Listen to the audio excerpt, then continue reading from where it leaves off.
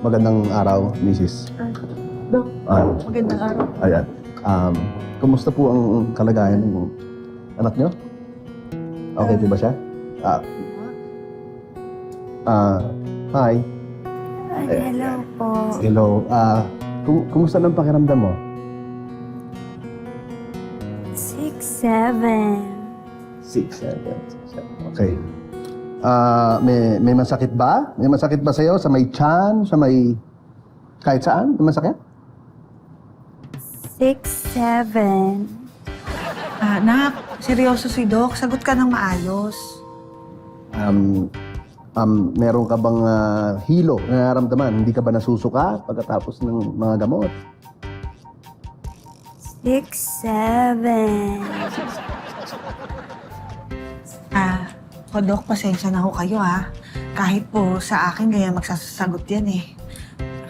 Maalam ano ibig sabihin niya.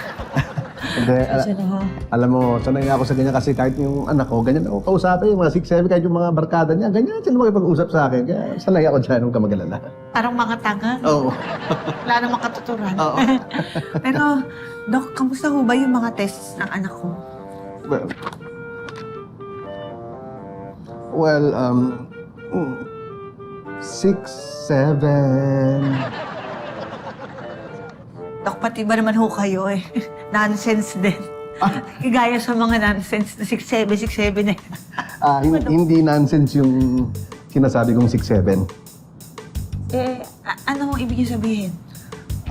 Ayon kasi sa mga test na nababasa ko, medyo malala po yung sakit ng anak nyo. So, mga 6-7 days na lang itatagal niya.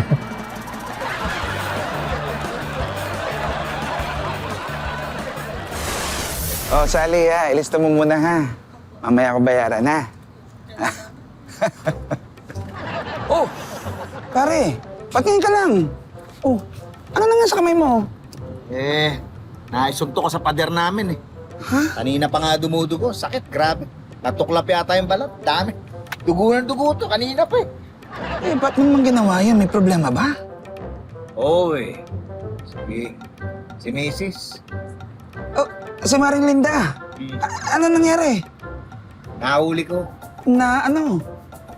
Pare, may ibang lalaki ang kumare mo. Ha? Si Maring may lalaki? Oo. Naiwan niya yung cellphone niya sa bahay. Nalaman ko yung password. Nabuksan ko. Nakita ko may mga text niya. Wow. Nagte-text silang lalaki niya. Talaga? Oo.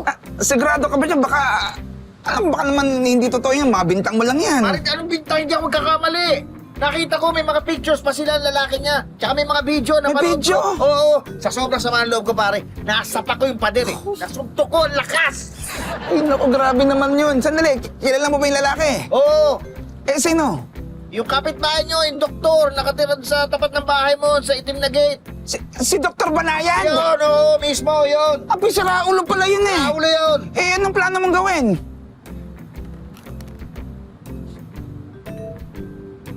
Pare, pupuntahan ko siya ngayon mismo.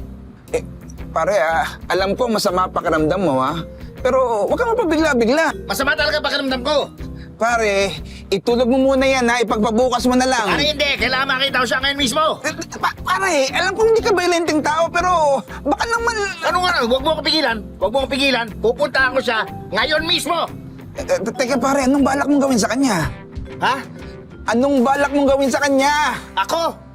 Wala akong gagawin sa kanya. Siya ang may gagawin sa akin.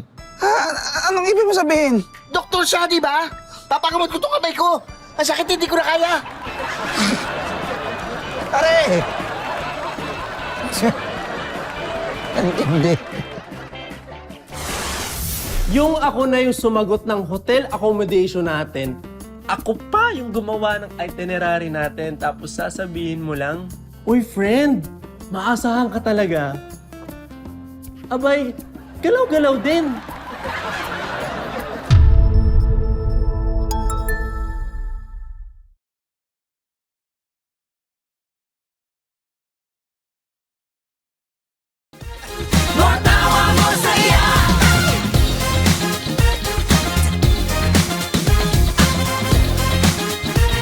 More